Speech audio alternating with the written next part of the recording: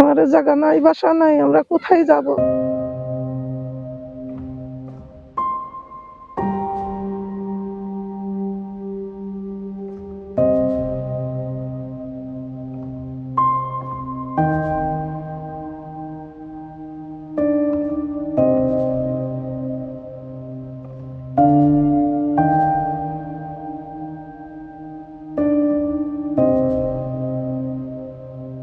নদী ছিল অনেক দূরে, এখন এই অবস্থায় তাকে ভাঙতে ভাঙতে কোলে চলে আসছে, এখানে চাষাবাদ করে খাইতো। এই অবস্থায় আমরা নদীর পাড়ি পর বাস করতেছি।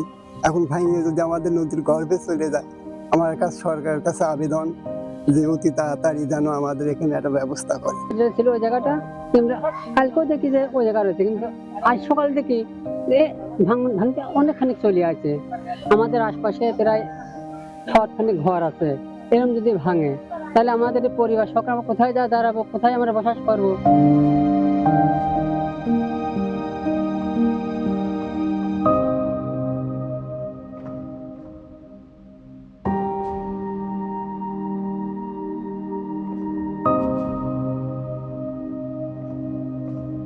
এমন ভাঙছে আমার যাওয়ার মতন, মানে কোনে চলে যাব আমরা?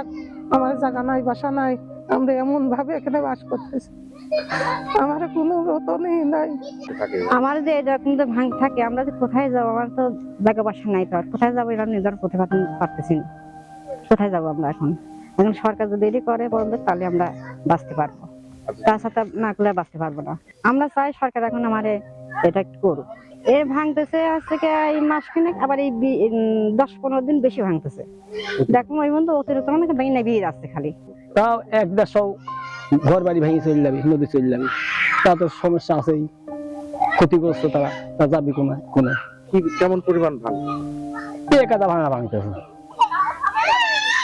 একবারে, প্রায় 1 বিঘে 1.5 বিঘে হয়ে লাগি চলে যাচ্ছে। এখন কি চান আপনারা?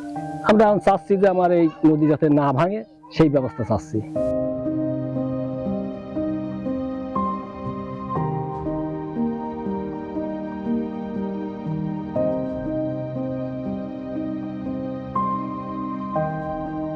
ধরেন এত ভাস্ট কাজ করার কোনো বাজেট আমাদেরকে দেয়নি। হ্যাঁ, আমাদের অল্প কিছু টাকা দিয়েছে, সেটা দিয়ে আমরা যে প্রজেক্ট সেটাই কাজ করতে পারি। আমাদের নদী ভাঙনের কোনো অর্থ এখন আপাতত নেই। আমরা যে একটা স্টাডি করতেছি IWM যে প্রোটেক্টিভ ওয়ার্কের কাজ হচ্ছে বিভিন্ন জায়গায়, ওরকম করার জন্য আমরা একটা সুপারিশ করছি অলরেডি। এখন এটা প্ল্যানিং কমিশনে অনুমোদন হবে, অনুমোদন হওয়ার পরে এটার কাজ হবে। এখন তো প্ল্যানিং কমিশনে এক থেকে নতুন প্রকল্প নিচ্ছে না, আমরা চেষ্টা করতেছি দেখা যাক।